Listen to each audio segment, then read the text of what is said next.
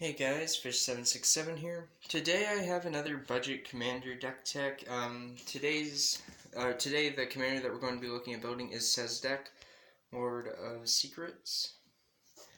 Just give my camera a moment to actually. Okay, there we go.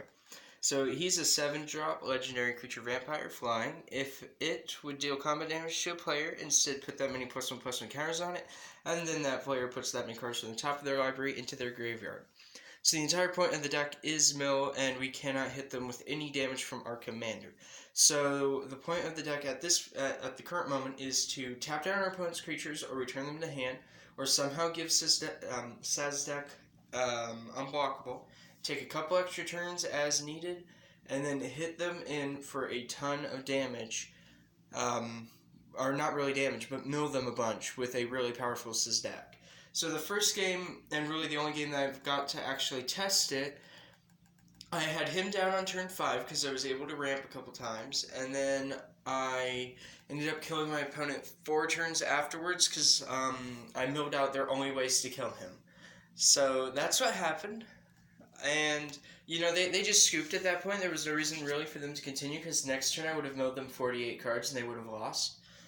So we're going to go ahead and get into the deck, and I'll show you some combos afterwards. And there are a couple different ways that you could change it, and I'm going to try and talk about those. So we have Karn's Temporal Sundering, 6-drop, legendary sorcery. Target player takes an extra turn after this one. Return up to one target element permanent to its hand. You exile Karn's Temporal Sundering. Phyrexian Scriptures, it's a saga. At 1, you put a +1/+1 counter on up to one target creature, and it becomes an artifact in addition to its other types. We're choosing our commander. 2, destroy all non-artifact creatures, and 3, exile all cards from all opponents' graveyards. And that 3 really stops them from, if we end up milling off a huge Eldrazi or something that would normally shuffle it, it stops most of their graveyard from getting back. We got Murder. And then Aether Tunnel. So enchant creature gets +1/+0 and can't be blocked. It's like the only way that I have in here currently to make him unblockable directly and over multiple turns. We have Arcane Adaptation. When it enters the battlefield, you choose a creature type. Creatures you control are the chosen type in addition to their other types. Same is true for creatures you control and creature cards you own that aren't on the battlefield. We use that with a combo with another card in the deck, which I'll point out when we get there, but it lets us basically make a bunch of 2/2 zombies. Broken Concentration, 3-drop counter target spell with Madness for 4. Peregrine Drake, 5-drop flying. When it comes into play, untap 5 lands. So it's basically a free 2/3 flyer for blockers since our commander is going to be swinging all the time. Tremocratus, as hexproof unless it's attacking or blocking, and it can't be blocked unless all creatures defending player controls blocks it, which means that they're either taking 8 damage from Tremocratus or they're taking Sazdeck's damage, which is technically no damage. So you got Aetherize, return all attacking creatures to their owner's hands. Black Market, whenever a creature dies, you put a charge counter on Black Market. At the beginning of pre-combat main phase, you add black to your mana pool for each charge counter on it. We use it to just get the mana that we're going to need to cast our commander, supposing he dies, which he probably will. So we're going to have to cast him multiple times. He is a very expensive commander for a 5/5 flyer, so we are going to have that mana to cast it. Necromantic Selection, 7, destroy all creatures, then return a creature card put into graveyard this way to the battlefield under your control. It's a black zombie in addition to its other colors and types. You exile Necromantic Selection. Ashnod's Ultra, 3-drop sack. A creature had 2 colorless to your mana pool. Play this ability's mana source. Basically means it's instant speed. We use it to get infinite mana in combo. Because with Xanthrid Necromancer, which says whenever it or another human creature you control dies, you make a 2/2 black zombie. So what you do is you have Arcane Adaptation, make everything a human. Then you have Xanthrid Necromancer, you kill off one of your creatures, you make a zombie, you sack it to Ashnod's Ultra, you get infinite colorless mana, thus allowing us to cast our commander as many times as need be. Also, if we have Black Market out, it puts infinite amount of counters there. We got Eviscerate, 4-drop, destroy target creature. Citrus Skulls, devoid. Whenever another non-token creature you control dies, you make a 1/1 colorless or drowsy Scion. It's part of a combo. We got Deadly Visit, destroy target creatures, Surveil 2. Butcher of Malakar, 7-drop flying. When it or another creature you control dies, each opponent sacks a creature. Because we can do that thing with the zombies and make infinite creatures, then we can make our opponent sack everything that they have, and this deck becomes unblockable. Stormtide Leviathan. So this is an 8-drop island walk. All lands are islands. Creatures without flying or island walk can't attack. So basically, he's our like defense because this deck can still hit through because it's got flying, so you can still swing. But ground things can't attack us, so it really stops green, which is going to be a problem because anything that makes a bunch of tokens that don't have flying or anything that's really heavy on the ground, we have almost no way of stopping because we run very little creatures, and we would either have to mass remove them or hit Stormtide Leviathan, so that's why that's in there. Elixir of Immortality. In case we go up against some more mill, we're going to want this in here. You pay 2, tap it, game 5, shuffle it, and your graveyard to its owner's library. I usually run it in any deck that draws me a ton of cards, and in this deck, that's our goal, because we need to hit the things that give our commander unblockable or hexproof, because if he hits in once and becomes a 10-10, then that's good enough. We don't have to hit in anymore. That's all that we need, because at that point, almost nothing can kill him. So we can give him hexproof, like with this card. Enchant permanent is hexproof. When enchanted permanent leaves the battlefield, if it was historic, so our commander is historic, you draw 2, and it's called Curator's Ward. So yeah, so you know, we gotta have some way to do that. We got Diabolic Tutor, 4-drop, search your library for a card, put it in your hand, then shuffle, yada yada yada. 4-drop instant, Ensnare, you may return 2 islands you control to their owner's hand instead of paying Ensnare's mana cost, tap all creatures. So what we're going to do is swing in with Sazdeck, cast Ensnare, everything's tapped, Sazdeck is unblockable. Patient Rebuilding, 5-drop, the game of your upkeep, target opponent mills 3, and then you draw a card for each land card put into a graveyard this way. We have Overseer of the Damned, 7-drop flying. When it enters, you may destroy target creature. Whenever a non-token creature opponent controls dies, you make it tap 2/2 black zombie. Mind Unbound, enchantment, 6-drop at the beginning of your upkeep, put a lore counter on it, then draw a card for each lore counter on it. Darksteel, Ingot, 3-drop indestructible, tap add 1 mana of any color. Stolen Goods, it's a 4-drop sorcery. Target opponent exiles cards from the top of his or her library until he or she exiles an island card. Until the end of turn, you may cast that card without paying its mana cost. Super helpful. We've got Simic Flux Mage, 3-drop, a Merfolk Wizard with Evolve. And so Evolve says if a creature enters the battlefield that has a greater power or toughness than this creature, then you may put a +1/+1 counter on it. And you pay 2, tap it, remove a +1/+1 counter from Flux Mage, and you put it onto a different creature. So we can use it to buff our Sazdeck. Razaketh's Right, basically a Diabolic Tutor for 1 more mana with cycling. Spellbook, you have no max hand size. If you can get the older version that says that you skip your discard phase, it's a little bit better because it hits through cards that we don't want to have to deal with. So I got the newer copy. I had an older one at one point. False Promise, False Demise, 3-drop enchant creature. Whenever enchanted creature is put into your graveyard, return that creature to play under your control. Arcane Ascension is a 3-drop enchantment at the beginning of your end step. If you drew, or each end step, if you drew 2 or more cards this turn, you may put a quest counter on it, as long as 6 or more quest counters on it. If you would draw a card, you may instead search your library for a card, put that card in your hand, then shuffle. So it's a really good card because we do have a couple ways to draw cards, a lot more than just once per turn. So if you can do it, you want to go get Aether Tunnel, and then the Curator's Ward, give Sazdeck unblockable and hexproof. Thrumming Bird, it's 1/1 flyer. Whenever it deals combat damage to a player, you proliferate. We're going to use that to put more +1/+1 counters on Sazdeck. Tezzeret's Gambit, 4-drop, 3 and a Phyrexian mana. Draw 2, then proliferate. Once again, +1/+1 counters on Sazdeck. Fleet Stalwart, 7-drop fish. Whenever it attacks, target player puts the top half of his or her library rounded up into his or her graveyard. 6/6.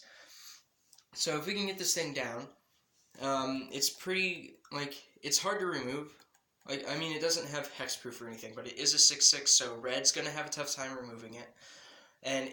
You don't have to attack the person that you want to mill. You can attack the most open person that can't kill it, and then mill the person that you'd much rather mill. So it's a pretty flexible card, and I do enjoy it, especially in this deck because we are milling half their library, which means that this deck only has to hit in half the amount of times. So really helpful. Clone Legion, for each creature target player controls, create a token that's a copy of that creature. So we can use it to counter a deck that's really spammy if we wanted to, or we can use it to make copies of our field, which might include Fleet Swaller, which would be really helpful. And then we have Levitation, creatures you control flying, and that is because we only have like 3 or 4 flying creatures, and we're going to need to be able to block stuff. Fellow the Nightclad, 6-drop Intimidate. Other creatures you control have Intimidate, making Sazdeck unblockable, or can only be blocked by artifacts and blue and black creatures. So green, red, and white are going to have a tough time fighting us. And then whenever it or another creature you control leaves the battlefield, each opponent loses 1 life. So we're going to stick this with our Sifter Skulls and other things, and then we can go off infinite there. We got Thwart. You may return 3 islands you control to the owner's hand instead of playing Thwart's mana cost. Counter target spell. It's a 4-drop. Overwhelming Denial, also a 4-drop with Surge for 2. It can't be countered by spells or abilities. Counter target spell. Commander Sphere, pretty self-explanatory. We got a Swiftfoot Boots. You're going to use that to give him hexproof if you can. That might actually be better than the Curator's Ward. Pitiless Plunder, 4-drop. Whenever another creature you control dies, you create colorless treasure with tap, sack, add 1 mana of any card to your mana pool. You combine this with a couple other cards that goes infinite. Sifter Skulls, Ashdod's Altar, and Resembling Skeleton. You get infinite mana of any color and infinite death triggers. So you can use that with Vela to kill them. Consuming Aberration, 5-drop creature horror. Its power and toughness is equal to the number of cards in your opponent's graveyard. Whenever you cast a spell, each opponent reveals cards from the top of their library until they reveal a land card, then puts those cards into their graveyard. Jace's Eraser, whenever you draw a card, you may have target player put the top card of his or her library into his or her graveyard. I do suggest, if you can't find room in the deck, replacing this with Sphinx's Tutelage. It's 1 more mana, and it says whenever you draw a card, target opponent mills the top 2 cards of their deck until they hit, and then if they share a color, they do it again until they hit like a land or 2 cards that don't have the same color. So it's a much better version of Jace's Eraser. I went and sold off all 4 of my Sphinx's Tutelages because I needed to order a card, and they were worth about $1.50 when I did so. So, you know, they're not expensive. You can just go order one, and I'm going to do that real soon because I really like this deck. Cancel, 3-drop counter target spell. Game plan, 6-drop sorcery with assist. Each player shuffles their hand and graveyard into their library, then draw 7, exile game plan. So before you go and you say, why is this card in here? Because we are playing Mill. The reason this card's in here is because sometimes it's better to start all over than to let the way that things are going keep on going. So if you have only like lands in your hand, you want to get those out of there, and you're facing mill, and you're about to get milled out, Game Plan is a wonderful card to do, and I'm sure that some of your other opponents will help you pay the assist costs because you are milling them, and I'm sure that they'd love to do that. In addition, if you have Sphinx's Tutelage down, you're drawing 7 cards. You're milling somebody for minimum 14 cards. So it's not like you're losing everything. You still have stuff going on, you refill your hand, and you make everybody else happy, and they don't want to kill you as much now. Anyway, Summary Dismissal, 4-drop. Exile all other spells, counter all abilities. This also counters uncounterable spells. So, it's a very nice thing. The only thing that can't get through is Split Second. I wish it had Split Second. If it did, it would be a wonderful counterspell. Thought Reflection, 7-drop enchantment. If you would draw a card, draw 2 instead. Conjurer's Closet. At the beginning of your end step, you may exile a target creature you control, then return that card to the battlefield under your control. I have no idea why I'm running this. For now, it's sort of like in there as an insurance policy in case one of my things gets enchanted, especially my commander. If it gets enchanted and it can't attack, well, that's not good because that's our win con, so we got to get that off there. So, you know, it's helpful in that sense, and plus if we get Overseer on the field, we can just bounce that and start blowing stuff up. Counterspell, 2-drop counter target spell. Never to return, destroy target creature or planeswalker for 3. And then on the return side, it's a 4-drop aftermath, exile target creature card from a graveyard, create a 2/2 black zombie creature token. Reality Strobe, 6-drop sorcery, return target permanent to its owner's hand, remove it from the game with 3 time counters on it with suspend 3 for 3. So every 3 turns you get to bounce something. It's really cool. And then we got Herald of the Secret Streams, 4-drop, creatures you control with +1/+1 counters on them can't be blocked. Sazdeck does put +1/+1 counters on himself when he hits in, so that makes him unblockable after the first time. Dictate of Krufix, 3-drop flash at the game of each player's draw step. That player draws an additional card. Courtly Provocateur, 3-drop creature, human, wizard, tap, target creature attacks this turn if able, tap, target creature blocks this turn if able. So if your opponent has this really annoying flyer that you can kill off by using Sazdeck, you go ahead, tap it, make it a block. Or if you want to hit in and they have something that will kill off Sazdeck, tap, make it attack you. I mean, it's worth it. Because Sazdeck will eventually become big enough that it can kill literally anything on the board. I had mine at 24-24 before my opponent scooped. He was going to be a 48-48. So, and he was unblockable. Part the Water Veil, 6-drop, take an extra turn after this one, exile Part the Water Veil with Awaken 6 for 9. I don't ever use the Awaken cost. I don't see why you would want to, and it should be replaced with a better card like Nexus of Fate, but Nexus of Fate is expensive, and Part the Water Veil is 30 cents. That's why I use that one. Primordial Mist, 5-drop at the beginning of your end step, you may manifest the top card of your library, which means you put it face down as a 2/2 creature. Exile a face down permanent you control face up, you can play that card this turn.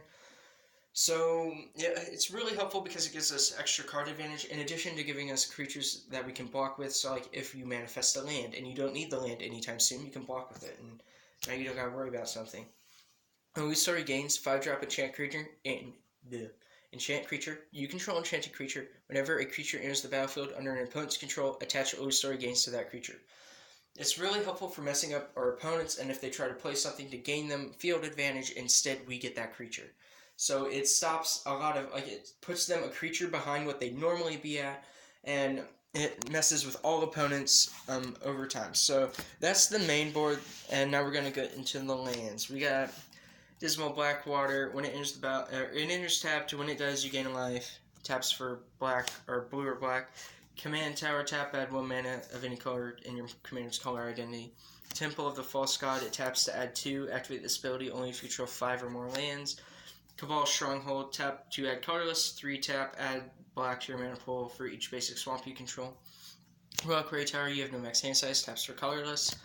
Myriad Landscape, it enters the battlefield tap to tap it, add colorless, pay 2 tap it, sack it, go search for 2 basic land types that share a, or go search for 2 basic lands that share a land type, put them on the battlefield tapped.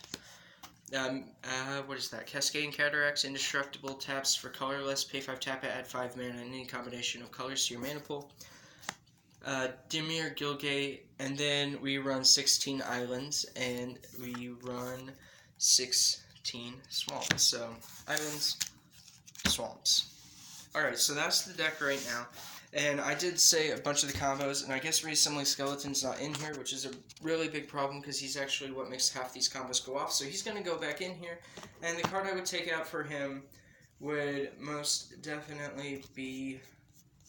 Let me find the card. But, yeah, because him not being in here is a very bad thing.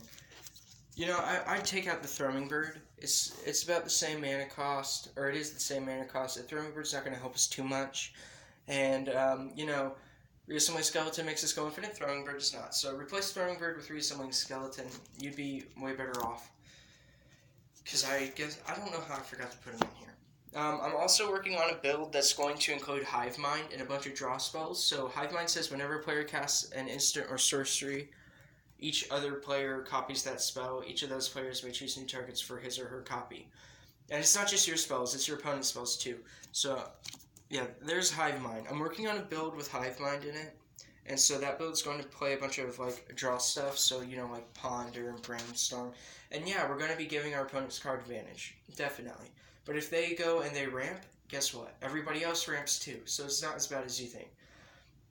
So, I mean, you know, I'm working on a build with that. I'm not sure how long it's going to take to get that done. But if I am building a build with that, we're going to include Labman.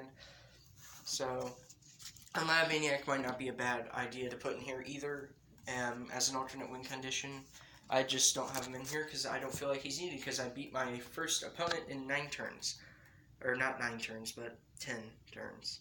So it was a very quick match. It only took about 5 minutes to play out, and I did only have one opponent, and Sazdeck was unblockable. I managed to get Diabolic Tutor and go search for the thing the turn after I played him. So, that's the deck right now. If you'd like to see my build with Hive Mind, when and if I ever get it complete, let me know in the comments. And as soon as it is complete, if it ever gets completed, I will upload it. And if it doesn't, I'll let you guys know, obviously, in one of my other videos. I hope that you liked this video, and if you're new to the channel, please subscribe. It helps out a lot. Also, it's about Christmas time when this thing should get uploaded, I hope. And I was going to upload a pre-recorded video today, but I guess I'll upload this one instead. Because, it just felt weird not having a magic video up for so long. So I'm going to go ahead and upload this video instead of my pre-recorded video, and that pre-recorded video will be uploaded at a later time. So it will be really weird because it probably won't be Christmas, and I'll be talking like it is Christmas. So, Merry Christmas to you guys to everybody. Thank you guys so much for watching. It does mean a lot to me. And, if you're new to the channel, please subscribe. Leave me a comment with what you'd like to see, and I will try to make that work out. I've been trying to do a lot of new commanders. This is the second one I hit Yannette before, and I got tons of views from Yannette.